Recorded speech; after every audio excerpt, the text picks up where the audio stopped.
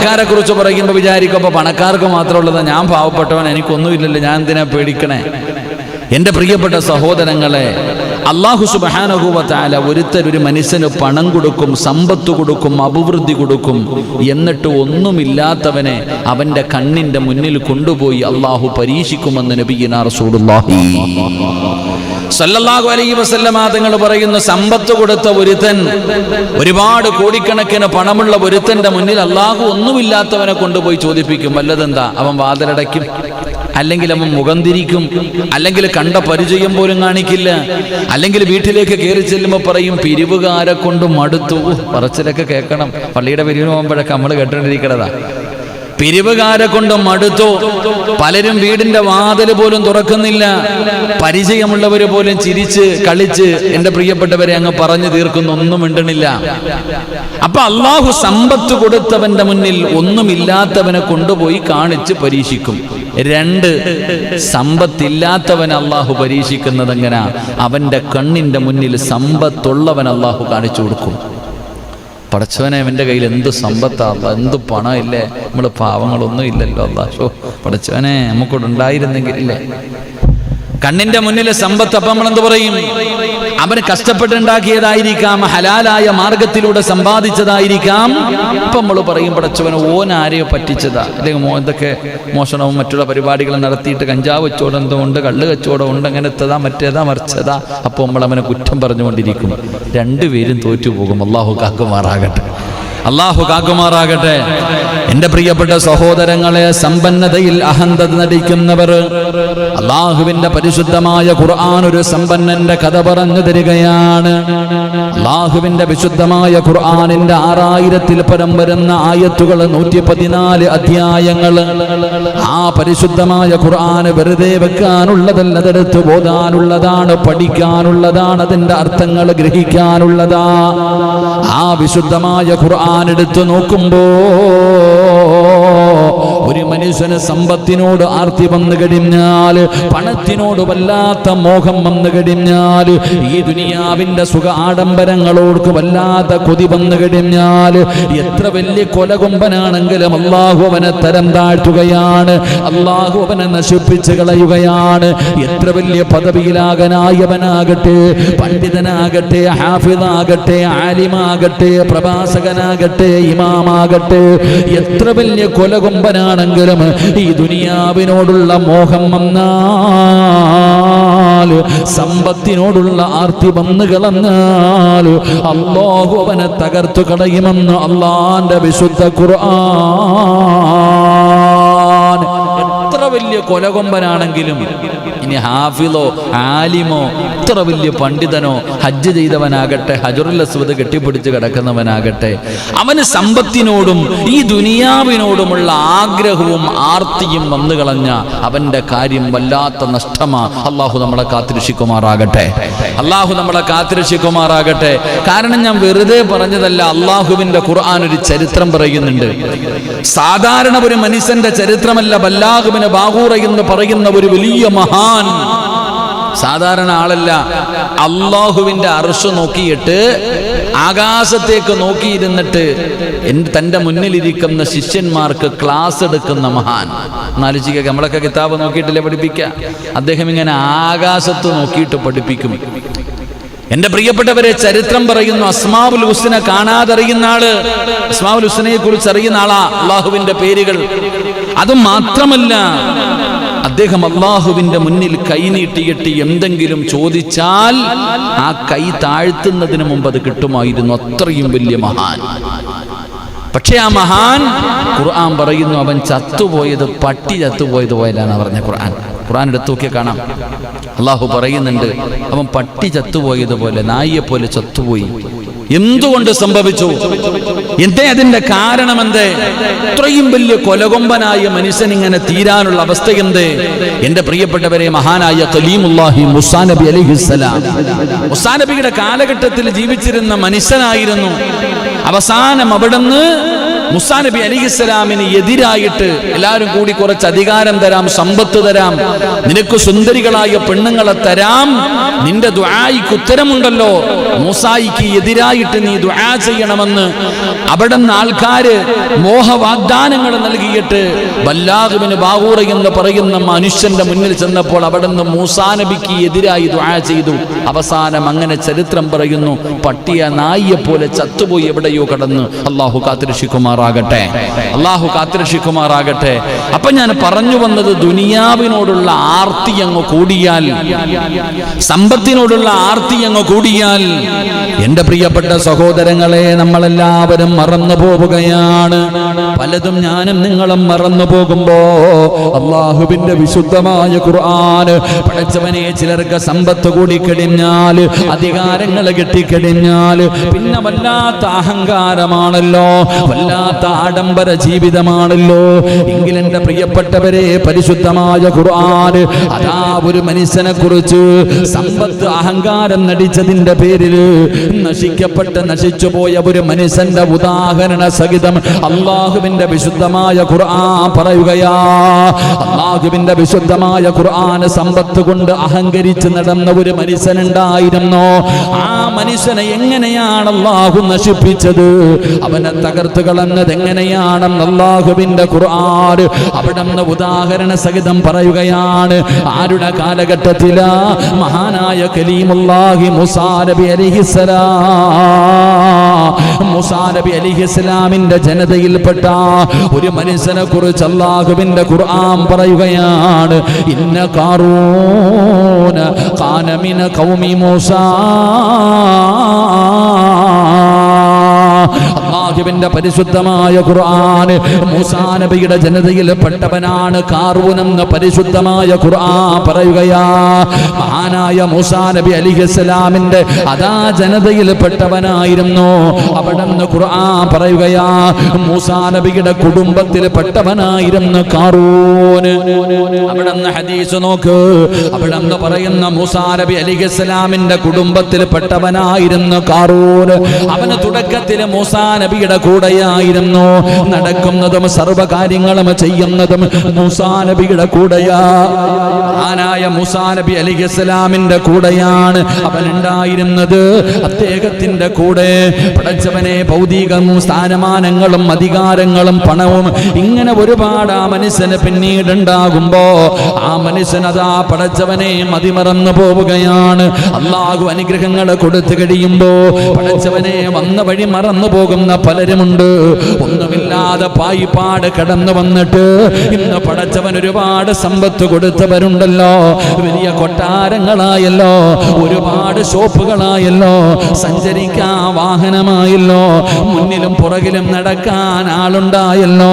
പടച്ചവനെ അങ്ങനെ ഒന്നുമില്ലാതെ വന്നിരുന്നവര് പടച്ചവൻ അനുഗ്രഹം കൊടുത്തപ്പം മറന്നു പോകുന്നവരുണ്ട്.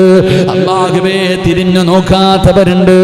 പടച്ചവനെ മഹാനായ പ്രവാചകൻ സ്വല്ലല്ലാഹു അലൈഹി വസല്ലമ തങ്ങൾ പരിശുദ്ധമായ ഖുർആൻ അവിടുന്ന് ഖാറൂനിനെ കുറിച്ച് പരിചയപ്പെടുത്തുകയാണ്. ഖാറൂനും അങ്ങനെയായിരുന്നു, ഒന്നുമില്ലാത്തവനായിരുന്നു, പാവപ്പെട്ടവനായിരുന്നു, മൂസാ നബിയുടെ കൂടെ നടക്കുന്നവനായിരുന്നു. പക്ഷേ ആ ഖാറൂനിന് സമ്പത്ത് ജീവിതത്തിലേക്ക് കടന്നു വന്നപ്പോൾ അല്ലാഹു അവന് സമ്പത്ത് കൊടുത്തപ്പോ പെട്ടെന്നൊരു സുപ്രഭാതത്തിൽ പടച്ചവനെ അവന് പണക്കാരനാവുകയാണ്. അവന് സമ്പത്ത് അല്ലാഹു കൊടുക്കുകയാണ്. ആ പണം അവന്റെ കയ്യിലേക്ക് വന്നു കഴിഞ്ഞപ്പോ അവന്റെ സമ്പത്തിനെ കുറിച്ച് അല്ലാഹുവിന്റെ ഖുർആൻ തന്നെ പരിചയപ്പെടുത്തുകയാ. എങ്ങനെയാണ് അവന് സമ്പത്ത് വന്നതെന്നറിയുമോ? സമ്പത്ത് വന്നു വല്ലാതെ അങ്ങ് കൂടുകയാണ്. അവന്റെ സമ്പത്തിനെ കുറിച്ച് ഖുർആൻ പറയുകയാ, ഇന്ന ഖാറൂന കാന മിന ഖൗമി മൂസാ وبغى عليهم وآتيناهم من الكنوز. അല്ലാഹുവിന്റെ പരിശുദ്ധമായ ഖുർആൻ അവിടെന്ന് പറയുകയാ, ഇത് ഖാല ലഹു ഖൗമുഹു ലാ തഫ്റഖ് ഇന്നല്ലാഹ ലാ യുഹിബ്ബുൽ ഫാരിഹീൻ. പടച്ചവനെ ആരെങ്കിലും പറയുന്ന കണക്കല്ല.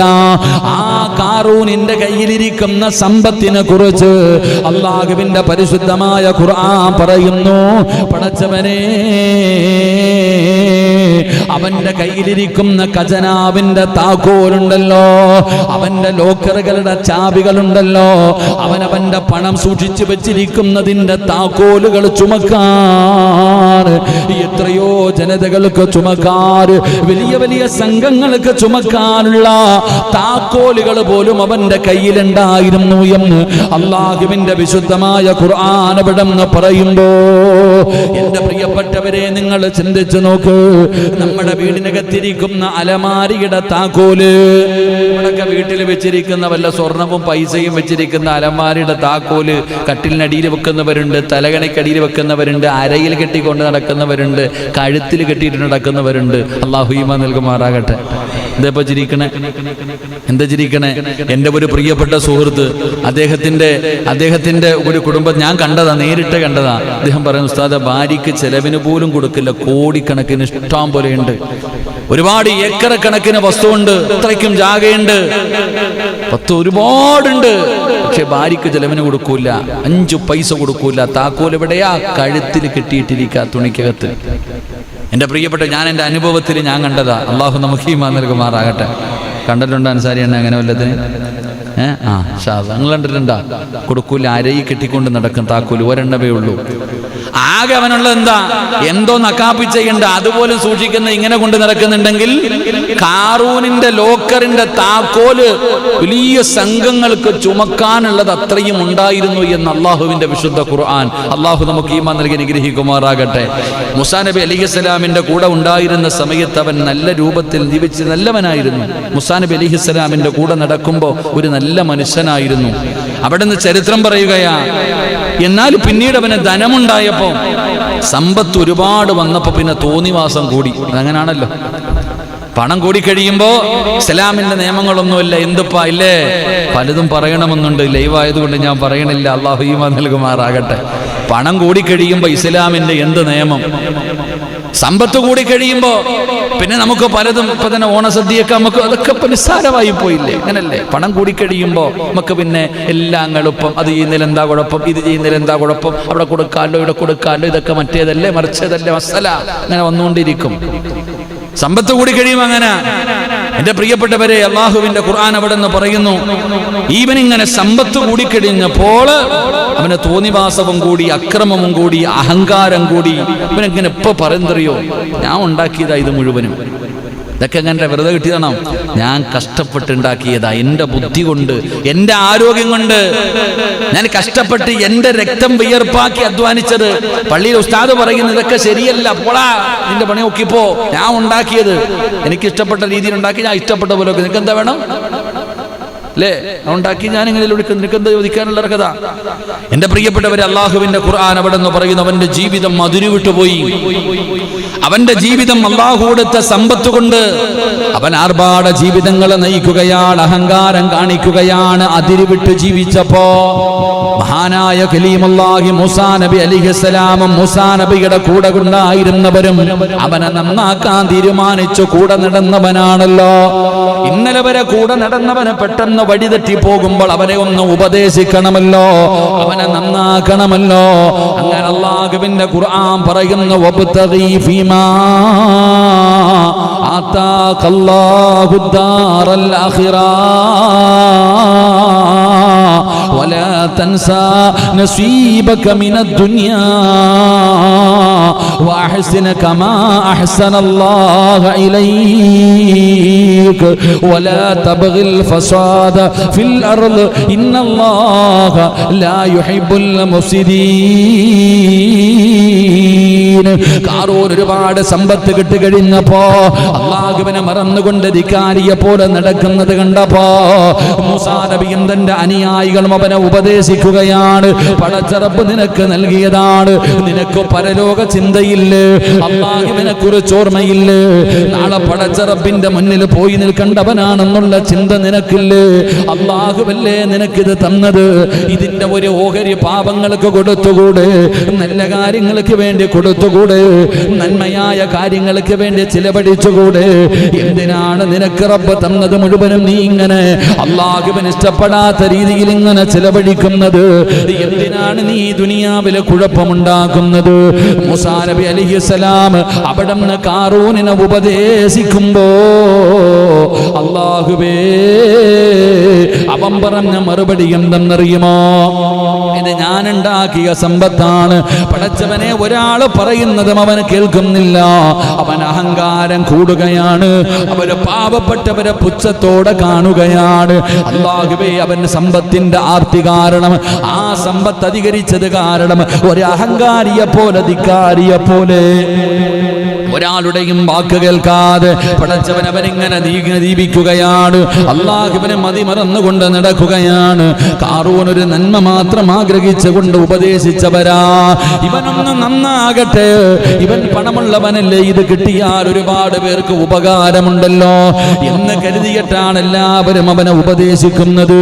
അതാ ഖാറൂനിനോട് പറയുന്നു, ഈ പണം മുഴുവനും നിനക്ക് തന്നത് റബ്ബാണ്. ഖാറൂൻ പറഞ്ഞ മറുപടി എന്തെന്നറിയുമോ? എന്റെ അറിവും എന്റെ കഴിവും കൊണ്ട് മാത്രമാണ് ഇതെനിക്ക് കിട്ടിയത്, അല്ലാതെ പടച്ച റബ്ബ് എനിക്ക് തന്നതല്ല. എന്റെ പ്രിയപ്പെട്ടവരെ, അവസാനം അവിടെന്ന് പറയുകയാണ്, അവൻ ഉപദേശിക്കുന്നവരോട് മുഴുവനും അവന് വാദിക്കുകയാണ്. അവരോട് മുഴുവനും പറയുന്നു, ഇത് എന്റെ കഴിവ് കൊണ്ടുണ്ടാക്കിയതാണ്. എന്റെ പ്രിയപ്പെട്ട സഹോദരങ്ങള്, അവിടെന്ന് ഖാറൂന് തള്ളിക്കളഞ്ഞപ്പോ, ധിക്കാരത്തിൽ അവൻ ഉറച്ചു നിന്നപ്പോ, സമ്പത്തിനാലും സംഗമനത്തിനാലും അഹങ്കരിച്ചവന് അല്ലാഹു നശിപ്പിച്ചത് എങ്ങനെയെന്നറിയുമോ? അല്ലാഹുവിന്റെ വിശുദ്ധമായ ഖുർആൻ പറയുകയാ, ഖാല ഇന്നമാ ഊതീതുഹു അലാ ഇൽമിൻ ഇൻദീ അവലം യഅലമു അന്നല്ലാഹ ഖദ് അഹ്ലക മിൻ ഖബ്ലീ. ഖാറൂൻ അവിടെന്ന് പറയുകയാണ്, എന്റെ കൈവശമുള്ള വിദ്യ കൊണ്ട് മാത്രമാണ് എനിക്കിത് ലഭിച്ചത്. എന്നാൽ അവന് മുമ്പ് അവനെക്കാൾ കടുത്ത സമ്പന്നന്മാരായ എത്രയോ പേരുണ്ട്. ഖാറൂനിനെക്കാളും പണക്കാരുടെ എങ്ങനെയാണ് അല്ലാഹു ഒന്നുമില്ലാതാക്കിയത് എന്നവന് ചിന്തിക്കുന്നില്ലല്ലോ. പരിശുദ്ധമായ ഖുർആൻ അവിടെന്ന് ഓർമ്മപ്പെടുത്തുകയാണ്, സമ്പന്നതയിൽ അഹങ്കരിച്ച അവന്റെ വിശ്വാസികൾ അവൻ വിശ്വാസികളെ പ്രകോപിപ്പിക്കുകയാണ്. അവനെ ഉപദേശിക്കുന്നവരവന് കളിയാക്കുകയാണ്, പരിഹസിക്കുകയാണ്. പടച്ചവനെ എന്നിട്ടവന് ചെയ്തതെന്തെന്നറിയുമോ? ഇന്നൊക്കെ ചിലര് കാണിക്കുന്നത് കാണുമ്പോ നമുക്ക് തോന്നുമല്ലോ, സമ്പത്തുള്ളവന് കാണിക്കുന്ന ഓരോ പ്രവർത്തനങ്ങൾ കാണുമ്പോ നമുക്ക് വല്ലാതെ അത്ഭുതം തോന്നുമല്ലോ. എന്നാൽ അല്ലാഹുവിന്റെ ഖുർആൻ പറയുകയാ, എല്ലാ ഖുർആൻ പറയുന്ന ഖാറൂനിനെ മൂസാ നബിയും തന്റെ അനുയായികളും അവിടെ ഉപദേശിച്ചു, റബ്ബ് തന്നതാടാ ഖാറൂനെ, ഈ പണം മുഴുവനും അല്ലാഹു തന്നതാണ്. അതുകൊണ്ട് ഇതിന്റെ ഒരു വിഹിതം പാപങ്ങൾക്ക് കൊടുക്കൂ, നന്മയായ കാര്യങ്ങൾക്ക് കൊടുക്കൂ. ഖാറൂൻ പറഞ്ഞു, 5 നയാ പൈസ കൊടുക്കൂല, കാരണം ഇതെന്റെ കഴിവാണ്, എന്റെ ബുദ്ധി കൊണ്ടുണ്ടാക്കിയതാണ്, ഒരാൾക്കും ഞാൻ കൊടുക്കൂല. അപ്പൊ ഓർമ്മപ്പെടുത്തിയടാ, നിന്നെക്കാളും ഒരുപാട് സമ്പന്നന്മാരുണ്ടായിരുന്നു, അവരല്ലാഹു തകർത്തു കളഞ്ഞല്ലോ എന്ന് ഖാറൂനിനോട് പറയുമ്പോ ഖാറൂൻ അവിടെ നിന്ന് എങ്ങനെയാണ് പ്രതികരിച്ചതെന്നറിയുമോ? ഒരു പ്രകടനം നടത്തുകയാണ്, ഒരു ഘോഷയാത്ര നടത്തുകയാണ്. എന്റെ പ്രിയപ്പെട്ട സഹോദരങ്ങള്, അവനൊരു പ്രകടനം നടത്താൻ തീരുമാനിച്ചു. അവിടെ നിന്ന് ചരിത്രം പറയുകയാ, ഏറ്റവും വിലപിടിപ്പുള്ള വാഹനമാണ് കൊണ്ടുവന്നത്. ചരിത്രം പഠിക്കണം. ഇന്ന് പണത്തിന്റെ കൊഴുപ്പ് കാണിക്കുമ്പോൾ ചില കല്യാണത്തിനും ചില പരിപാടികൾക്കൊക്കെ ഏറ്റവും കൂടുതൽ മാത്രം ഉപയോഗിക്കും ഹെലികോപ്റ്ററിൽ കൊണ്ടുവന്നിറക്കും, വലിയ വലിയ വണ്ടികൾ ഗൾഫിൽ നിന്ന് കൊണ്ടുവന്നിറക്കി നടത്താൻ നിർത്താറില്ലേ? ഇവനെ എല്ലാവരും ഉപദേശിച്ച് കഴിഞ്ഞപ്പോൾ പള്ളിയിലെ ഖത്തീബ് ഇതൊന്നും ചെയ്യാൻ പാടില്ല എന്ന് പറഞ്ഞാൽ പള്ളിയുടെ മുന്നിൽ കൊണ്ടുവന്നതിന് ഇതൊക്കെ കാണിച്ചു തരുന്ന കാലമാണ്. അള്ളാഹു കാക്കുമാറാകട്ടെ. പണ്ടൊരു ഉസ്താദ് പള്ളിയിൽ പ്രസംഗിച്ചു. ഫുട്ബോൾ കളിയുടെ സമയത്ത് ഫ്ലക്സ് കൊണ്ടുവച്ചപ്പോൾ ഇത് പാടില്ല, ഇത് ശരിയല്ല എന്ന് പറഞ്ഞ് നബിയുടെ ചരിത്രമൊക്കെ പറഞ്ഞു കൊടുത്തപ്പോൾ പിറ്റേ ദിവസം അതിനേക്കാളും വലിയ ഉസ്താദ് പറഞ്ഞാലും ഞങ്ങൾ വെക്കുമെന്ന് പറഞ്ഞ പോലെ അതങ്ങനെ. അപ്പൊ കാറൂനിനോട് പറഞ്ഞു ഇങ്ങനൊന്നും ചെയ്യില്ലെന്ന് പറഞ്ഞപ്പോൾ ഇവൻ തീരുമാനിച്ചു ഒരു പ്രകടനം നടത്തണം, ഒരു വലിയ പ്രകടനം നടത്തണം. ഏറ്റവും മനോഹരമായ ഏറ്റവും വില കൂടിയ വാഹനം കൊണ്ടുവന്നു. എൻ്റെ പ്രിയപ്പെട്ട സഹോദരങ്ങളെ, ഏറ്റവും വില കൂടിയ വസ്ത്രം ധരിച്ചു, ഏറ്റവും വില കൂടിയ വസ്ത്രം ധരിച്ചു. അതുമാത്രമല്ല എൻ്റെ പ്രിയപ്പെട്ട സഹോദരങ്ങളെ, ആ വസ്ത്രം ഇങ്ങനെ ഭൂമിയിലൂടെ വലിച്ചിടച്ചുകൊണ്ട് ഇങ്ങനെ നടന്നു കാറൂൻ. ഏറ്റവും കൂടിയ വിലപിടിപ്പുള്ള വസ്ത്രം ധരിച്ചിട്ട് അതിങ്ങനെ ഭൂമിയിലൂടെ വലിച്ചിടച്ചുകൊണ്ട് നടന്നു. അതുമാത്രമല്ല, അവന്റെ സമ്പാദ്യത്തിൽ ഇടാൻ പറ്റുന്ന അത്രയും സ്വർണങ്ങളും അവന്റെ ആർഭാടങ്ങൾ മുഴുവനും ആഭരണങ്ങൾ മുഴുവനും ശരീരത്ത് ധരിച്ചു. അല്ലേ? ചെരുപ്പ് വരെ സ്വർണം കൊടുക്കണില്ലേ കല്യാണത്തിന്? എന്തുകൊണ്ടാ ചിരിക്കണേ? ചെരുപ്പ് വരെ സ്വർണം കൊടുത്തവരില്ലേ കല്യാണത്തിന്? അപ്പൊ കാറൂൻ അവന്റെ സമ്പാദ്യം മുഴുവൻ, അവന്റെ പറ്റുന്നത് മുഴുവൻ എടുത്തിട്ടു. എന്നിട്ടിങ്ങനെ വസ്ത്രവും വലിച്ചിടച്ചുകൊണ്ട്, അത് മാത്രമല്ല അവന്റെ കിരീടം അവൻ തലയിൽ വെച്ചു, അവന്റെ തൊപ്പി അവൻ തലയിൽ വെച്ചു, വലിയ സ്വർണത്തിന്റെ കിരീടം. എന്റെ പ്രിയപ്പെട്ടവരെ, അവരിങ്ങനെ അതാ അംഗരക്ഷകരെ കൂട്ടുകയാണ്. പണമുണ്ട് എങ്കിൽ പരിസരമ ജനനിബിഡമാ, കൂത്ത് തീർന്നാൽ കൂത്തുകാരം മാത്രമാ. തഴവസ്ഥാന്റെ ബൈത്ത് എത്ര സത്യ. പണം ഉണ്ടെങ്കിൽ ആളില്ലേ മുന്നിലും പുറകിലും? പറവുണ്ടാക്ക പണം ഉണ്ടെങ്കിൽ പടച്ചോനെ ആളിങ്ങനെ നിൽക്കും, വണ്ടിയും ബഹളവും ആയിട്ട് എപ്പം നോക്കിയാലും ഓളം. കാരണം എൻ്റെ കാന ഇഷ്ടം പോലെ ഉണ്ട്, പൈസ ഉണ്ട്, സുഖമുണ്ട്. പണം തീർന്നാലോ ആർക്കും വേണ്ട. പണമുണ്ട് എങ്കിൽ പരിസരം ATM-ൽ പൈസ ഉണ്ടെങ്കിൽ പോലീസുകാരൻ കാവൽ നിൽക്കും. നിൽക്കൂലേ? കാവല് എടുക്കാൻ ആളും. പൈസ ഇല്ലെങ്കിലോ ആരുമില്ല, പട്ടി കയറി കിടക്കും അവിടെ. ഇതെന്നെ അവസ്ഥ. എന്റെ പ്രിയപ്പെട്ട സഹോദരങ്ങൾ, ഇപ്പൊ കാറൂനിന്റെ കൂടെ ആളുണ്ടായിരുന്നു, അംഗരക്ഷകർ.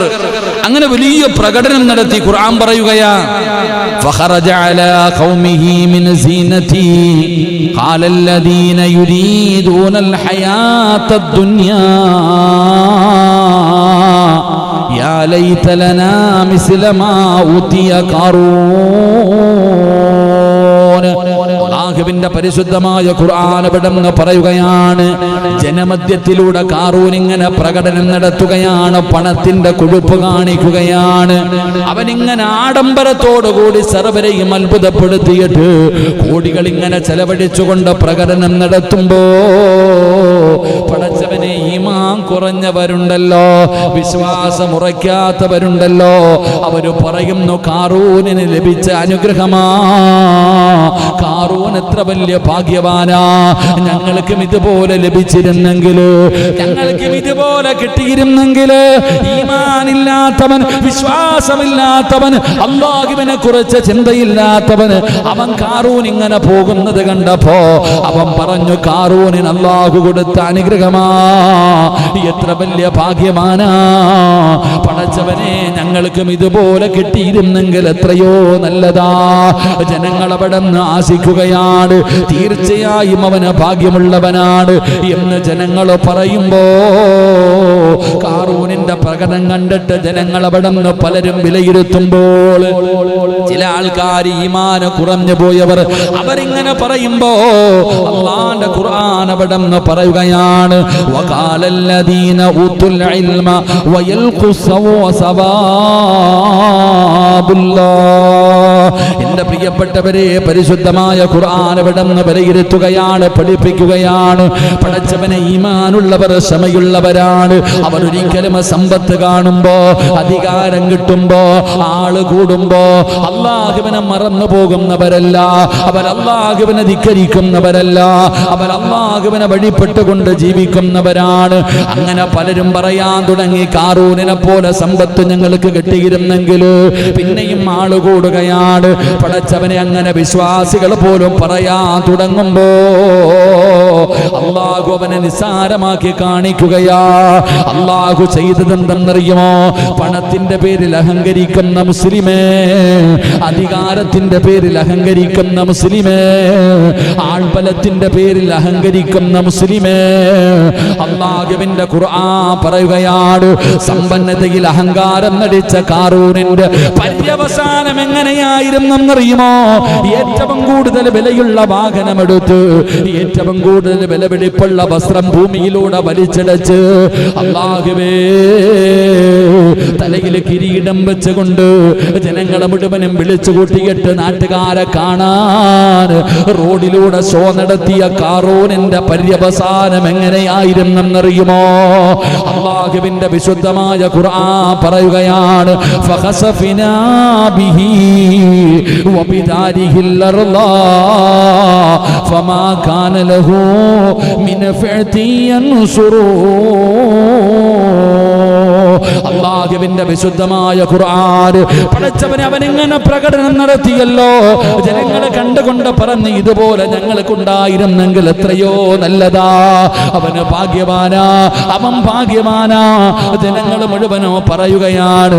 എങ്കിൽ അവരുടെ കണ്ണിന്റെ മുന്നിൽ വെച്ചിട്ട് അല്ലാഹുവിന്റെ ഖുർആൻ പറയുകയാ, അവരുടെ കണ്ണിന്റെ മുന്നിൽ വെച്ചിട്ട് അവന്റെ സമ്പാദ്യവും അവന്റെ കൊട്ടാരങ്ങളും സർവ്വതും ഭൂമി വിഴുങ്ങിക്കളഞ്ഞു എന്ന് അല്ലാഹുവിന്റെ വിശുദ്ധ ഖുർആൻ. ജനങ്ങൾ നോക്കി നിൽക്കെ ലൈവായിട്ട് കാണുകയാണ്. ലൈവായിട്ട് ജനങ്ങൾ അവരുടെ കണ്ണുകൊണ്ട് കാണുകയാ. അവന്റെ വീടില്ല, അവന്റെ കൊട്ടാരമില്ല, അവന്റെ പണമില്ല, അവന്റെ കൂടെയുള്ളവരില്ല, ഒന്നുമില്ലാതെ ഭൂമിയുടെ അടിയിലേക്ക് അല്ലാഹു വിഴുങ്ങിക്കളഞ്ഞു, അല്ലാഹു ആഴ്ത്തിക്കളഞ്ഞു. ജനങ്ങൾ കാണുകയാ, ജനങ്ങൾ കാണുകയാണ്. ആ സമയത്ത് അവര് പേടിച്ചു പോയി. അല്ലാഹുവിന്റെ ഖുർആൻ പറയുകയാണ്, വഅസ്ബഗല്ലദീന തമന്നൂ. അല്ലാഹുവിന്റെ വിശുദ്ധമായ ഖുർആൻ എവിടെന്ന് പറഞ്ഞു തരികയാ. ഈ കാഴ്ചയങ്ങ് കണ്ടു കഴിയുമ്പോ ഇന്നലെ വരെ അവന്റെ സ്ഥാനം കൊതിച്ചവർ, അവനെ പോലെയാകണമെന്ന് കൊതിച്ചവർ, അവനെ പോലെ പണം വേണമെന്ന് കൊതിച്ചവർ, അവന് ഭാഗ്യവാനാണെന്ന് പറഞ്ഞവരുണ്ടല്ലോ. അല്ലാഹുവേ എന്തൊരു കഷ്ടമാ അല്ലാ. ഇന്നലെ കാറൂനിനെ വാഴ്ത്തിയവരാ, ഇന്നലെ കാറൂനിനെ പുകഴ്ത്തിയവരാ, അവനെ പോലെയാകണമെന്ന് കൊതിച്ചവരാ. പക്ഷേ കണ്ണിന്റെ മുന്നിൽ അല്ലാഹു കാണിച്ചു കൊടുത്തപ്പോ അവര് പോലും പറഞ്ഞു, എന്തൊരു കഷ്ടമാ, എന്തൊരു നാശമാ. അഹങ്കരിച്ചതിന് അല്ലാഹു കൊടുത്തതാ എന്ന് പറഞ്ഞുകൊണ്ട് അല്ലാഹുവേ അവര് പടച്ച റബ്ബിലേക്ക് മടങ്ങുകയാ. പരിശുദ്ധമായ ഖുർആൻ എവിടെന്ന് പറയുമ്പോ എന്റെ പ്രിയപ്പെട്ടവര്, അല്ലാഹുവിനെ നിഷേധിച്ച് നടക്കുന്നവർ, മതിമറന്ന് നടക്കുന്നവർ, ധിക്കാരികളെ പോലെ കഴിയുന്നവർ, സമ്പത്ത് കൂടുമ്പോ അഹങ്കരിക്കുന്നവർ, അല്ലാഹുവിന്റെ ദീനിന്റെ നിയമങ്ങളെ കാറ്റിൽ പറത്തുന്നവർ, തോന്നിവാസം കാണിച്ച് ജീവിക്കുന്നവർ, അവർക്ക് അല്ലാഹു കൊടുക്കുന്ന ഒരു പാഠമാ. എന്റെ പ്രിയപ്പെട്ടവരെ, ഇസ്ലാമിന്റെ നിയമങ്ങൾ പലതും മറക്കുമല്ലോ. പല ആഘോഷങ്ങളും കടന്നു വരുമ്പോ പടച്ചവനെ എന്ത് നിയമമാ. പള്ളിയിലെ ഖതീബ് പറയുന്നത് അവിടെ കിടന്ന് പറയുമല്ലോ. അവരൊക്കെ പഴഞ്ചന്മാരാണല്ലോ, നമുക്ക് തോന്നുന്നത് പോലെ ജീവിക്കാമല്ലോ, നമുക്കിവിടെ ആഘോഷിക്കാമല്ലോ, അടിച്ചു പൊളിക്കാമല്ലോ, അതിലൊന്നും ഒന്നുമില്ലല്ലോ. എങ്കിൽ എന്റെ പ്രിയപ്പെട്ടവരെ, ഇങ്ങനെ ജീവിക്കുന്നതിന് മുമ്പ്, ഇങ്ങനെയൊക്കെ കാണിക്കുന്നതിന് മുമ്പ് അല്ലാഹുവിന്റെ ഖുർആൻ എടുത്തിട്ട് കാറൂനിന്റെ ചരിത്രമൊന്ന് വായിച്ചു നോക്ക്. അല്ലാഹുവേ നീ ഞങ്ങളെ കാക്കണേ അല്ലാ. പണവും അധികാരവും സ്ഥാനമാനങ്ങളും സൗകര്യങ്ങളും കൂടുമ്പോ അല്ലാഹുവും എന്ത് ഖുർആൻ, എന്ത് അല്ലാഹ്, എന്ത് നബി, എന്ത് നിയമം. അല്ലാഹു ഈമാൻ നൽകുമാറാകട്ടെ, അല്ലാഹു ഈമാൻ നൽകുമാറാകട്ടെ, അല്ലാഹു ഈമാൻ നൽകുമാറാകട്ടെ. എൻ്റെ പ്രിയപ്പെട്ട സഹോദരങ്ങൾ, അപ്പൊ പരിശുദ്ധമായ ഖുർആൻ ഖാറൂനിന്റെ ചരിത്രം വിവരിച്ചു തരുന്നു. അത് അവസാനിക്കുമ്പോൾ അള്ളാഹു ഒരു പാഠമെന്ന നിലയ്ക്കാണ്, എല്ലാവർക്കും ഒരു പാഠമെന്ന നിലയ്ക്ക് നമ്മെ ഇപ്രകാരം അറിയിക്കുന്നുണ്ട്. അള്ളാഹു ഖാറൂനിന്റെ ചരിത്രം അവസാനിപ്പിക്കുമ്പോ തിൽകദ്ദാറുൽ ആഖിറതു നജഅലുഹാ ലില്ലദീന ലാ യുരീദൂന ഉലുവൻ ഫിൽ അർളി വലാ ഫസാദാ വൽ ആഖിബതു ലിൽ മുത്തഖീൻ. ആ ചരിത്രം പറഞ്ഞിട്ട് അള്ളാഹു അവസാനിപ്പിക്കുന്ന ഭൂമിയിൽ എന്തെങ്കിലും കുഴപ്പമൊക്കെ ഉണ്ടാക്കുന്നവരെ കുറിച്ച് പറയും. ഇതൊന്നും അലവില്ല, ഇതൊന്നുമല്ല ജീവിതം. എൻ്റെ പ്രിയപ്പെട്ട സഹോദരങ്ങളെ, സൂക്ഷ്മത പുലർത്തുന്നവർക്ക് മാത്രമേ അന്തിമമായിട്ടൊരു വിജയമുണ്ടാവുകയുള്ളൂ. ഇല്ലെങ്കിൽ അവന് പരാജയപ്പെട്ടു പോകും. അള്ളാഹു നമ്മളെ കാത്തിരക്ഷിക്കുമാറാകട്ടെ. അഹങ്കരിക്കുകയും അള്ളാഹുവിനോട് നന്ദികേടുകൾ കാണിക്കുകയും ചെയ്യുന്നവർക്ക് എന്നും ഒരു പാഠമായിട്ടാ ഈ ഖാറൂനിന്റെ ചരിത്രം ഖുർആൻ പറഞ്ഞു തരുന്നത്. ഈ ഖാറൂനിന്റെ ചരിത്രം അള്ളാഹുവിന്റെ ഖുർആൻ പഠിപ്പിക്കുന്നത്, അവന്റെ അവസാനം എങ്ങനെയാണെന്ന് വിവരിച്ചു തരുന്നത്. എൻ്റെ പ്രിയപ്പെട്ടവരെ, സമ്പത്തിന്റെയും അധികാരത്തിന്റെയും ആ ഒരു വലിയ അഹങ്കാരത്തോടുകൂടി ജീവിക്കുന്നവർക്ക് എന്നും പഠിക്കുവാൻ ഇതൊരു മുന്നറിയിപ്പും താക്കീതുമായിട്ടാണ് ഖുർആൻ നമുക്ക് ഈ ചരിത്രം പഠിപ്പിക്കുന്നത്. അല്ലാതെ വെറുതെ പറഞ്ഞല്ല. ചരിത്രം പറയുന്ന പുസ്തകമല്ല അള്ളാഹുവിന്റെ വിശുദ്ധമായ ഖുർആൻ. അത് അള്ളാഹു നമുക്കൊരു മുന്നറിയിപ്പ് തന്നതാ. അള്ളാഹു അവിടെ നിന്നൊരു മുന്നറിയിപ്പ് തന്നതാണ്, ഒരു പാഠം. ഇതൊക്കെ നീ കണ്ടുപടി, നിന്റെ മുൻഗാമികൾക്ക് സംഭവിച്ചതാണല്ലോ. നിന്നെക്കാളും വലിയ വലിയ കൊലകൊമ്പന്മാര് ജീവിച്ചിരുന്നല്ലോ, അവർക്കൊക്കെ സംഭവിച്ച മുന്നറിയിപ്പുകളും താക്കീതുകളുമാണ്. എന്റെ പ്രിയപ്പെട്ടവരെ, ഖുർആൻ പറയുന്നത്, അല്ലാഹുവേ വഖാറൂന വഫിർഔന വഹമാൻ വലഖദ് ജാഅഹും മൂസാ ബിൽ ബയ്യിനാത് ഫസ്തക്ബറൂ ഫിൽ അർളി വമാ കാനൂ സാബിഖീൻ. അല്ലാഹുവിന്റെ വിശുദ്ധമായ ഖുർആൻ ഖാറൂനിനെയും ഫിർഔനിനെയും ഹാമാനിനെയും ഞാൻ നശിപ്പിച്ചത് എങ്ങനെയാണെന്ന് നീ കണ്ടിട്ടില്ലേ? ഖുർആൻ ചോദിക്കുക. അല്ലാഹുവിന്റെ പരിശുദ്ധമായ ഖുർആൻ പറയുന്ന വ്യക്തമായ തെളിവുകൾ കൊണ്ട് അവിടെ നിന്ന് പഠിപ്പിച്ചു തന്നു. ഖാറൂൻ, ഫിർഔൻ, ഹാമാൻ സാധാരണ ആൾക്കാരാണോ? ഇന്നത്തെ ദിവസം നിങ്ങൾ ചിന്തിച്ചു നോക്ക്. അല്ലാഹു സുബ്ഹാനഹു വ തആല ഫിർഔനിനെ മുക്കിക്കൊന്ന ദിവസമല്ലേ? ഒരുപാട് ചരിത്രങ്ങൾ, ഏറ്റവും മഹത്വമേറിയ അള്ളാന്റെ ഒരുപാട് സഹായം ലഭിച്ച ദിവസമായിരുന്നു. നാം എന്തുകൊണ്ട് ചിന്തിക്കുന്നില്ല? അള്ളാഹു ചോദിക്കുന്നു, എടാ അല്ലാഹ് എനിക്കൊന്നും അറിയില്ലായിരുന്നു എന്ന് പറയാൻ പറ്റും നമുക്ക് അള്ളാഹിനോട്? അള്ളാഹു ഖാറൂനിന്റെ ചരിത്രവും ഫിർഔൻ ഇന്നും, എൻ്റെ പ്രിയപ്പെട്ടവരെ, ഈജിപ്തിന്റെ മ്യൂസിയത്തിന്റെ അകത്ത് ചില്ലുകൂട്ടിനകത്ത് കടത്തിയിരിക്കുന്ന ഫിർഔനിനെ എന്തിനാ അള്ളാഹ് വെച്ചിരിക്കണേ? നാം അടിക്കണം, നമ്മൾ മനസ്സിലാക്കണം. ഇന്നും ചത്തുപോയിട്ടും 300 കൊല്ലം ഉപ്പ് കടലിൽ കടന്നിട്ടും നശിക്കാതെ, ആ ഉപ്പുവെള്ളത്തിൽ കടന്നിട്ട് അവൻ്റെ ശരീരം പോകാതെ, നശിച്ചു പോകാതെ ഇന്നും മ്യൂസിയത്തിൽ ഈജിപ്തിൽ പോയാൽ കാണാൻ ഇങ്ങനെ കിടപ്പുണ്ട്. വല്ലാത്ത നീളവാവന്. അല്ലാഹു ആലം, പടച്ചോ നമ്മളെ കാക്കുമാറാകട്ടെ. വല്ലാത്ത നീളം, ഇങ്ങനെ നീണ്ടത് ഇവർ, ഞാൻ വിചാരിച്ചു എനിക്ക് വലിയ നീളമൊന്നും. പണ്ടുള്ള ആൾക്കാരുടെ, നമ്മളൊക്കെ ചില മക്കാമുകളിൽ മുത്തുപ്പെട്ട ദാവൂദ് ഹക്കീം റളിയല്ലാഹു മുത്തുപ്പെട്ട ഖദ്ദസല്ലാഹു സിർറഹുൽ അസീസ് മഹാനവറുകളുടെ ഖബറൊക്കെ വലിയ നീളമാണ്. ഒരു ടൂറിസ്റ്റ് ബസ്സിന്റെ നീളമുണ്ട്, വല്ലാത്ത നീളം. ഇപ്പം നമ്മളൊക്കെ ചോദിക്കും, ഇത്രയും നീളമുള്ള ആൾക്കാരെ കൊണ്ടോ? ഇത്രയും നീളം എന്തിനാ? ഇപ്പം പണ്ടുള്ളവരുടെ കഥ പറയുന്നത്. യൂട്യൂബിലൊക്കെ കയറി നോക്കിയാൽ എന്നാ ഹൈറ്റുള്ള ആൾക്കാരെ കാണാം, ഏറ്റവും നീളമുള്ള മനുഷ്യന്മാര്. അപ്പൊ ഇതൊക്കെ നമ്മൾ ഇങ്ങനെയുള്ളവരുണ്ടായിരുന്നു എന്ന് നമ്മൾ മനസ്സിലാക്കേണ്ടത്. എൻ്റെ പ്രിയപ്പെട്ടവരെ, അപ്പോൾ വല്ലാത്ത നീളം ഓനിട്ടാ, ഓന് വല്ലാത്ത നീളം ഇങ്ങനെ കിടക്കുന്നുണ്ട്. പോയി കാണണം, ഓനെ കാണുമ്പോൾ ചിരി വരും കേട്ടാ. കാരണം ഞാനാ അല്ലാന്ന് പറഞ്ഞ് കിടന്നവനല്ലേ, കിടക്കണ കിടപ്പൊന്ന് കാണണം. ഇതൊക്കെ തന്നെ നമ്മുടെ അവസാനം. അല്ലാഹു കാക്കുമാറാകട്ടെ. അഹങ്കരിച്ച് നടക്കുന്നവരുടെയൊക്കെ പര്യവസാനം ഇതൊക്കെ തെളിവുകളാണ്. ഞാൻ പോയി കണ്ടത് കൊണ്ടാ പറയണേ. നിങ്ങളാരും കണ്ടിട്ടുണ്ടോ? നിങ്ങൾ കണ്ടിട്ടുണ്ടോ? പോയിട്ടുണ്ടോ? ഊട്ടിയും കൊടൈക്കനാലും മൈസൂറും ഒക്കെ ഇങ്ങനെ കറങ്ങി നടന്നിട്ട് യാതൊരു കാര്യമില്ല. ഗോവയിൽ പോയിട്ടുണ്ട് ഉസ്താദേ, അല്ലേ? ബാംഗ്ലൂരും ഗോവയിലൊക്കെ പോയിട്ടുണ്ട്. പക്ഷെ ഈജിപ്തിൽ ഇതുവരെ കാണാം. അവിടേക്കാ പോകേണ്ടത്. അല്ലാഹ് പറഞ്ഞില്ലേ പോകാൻ.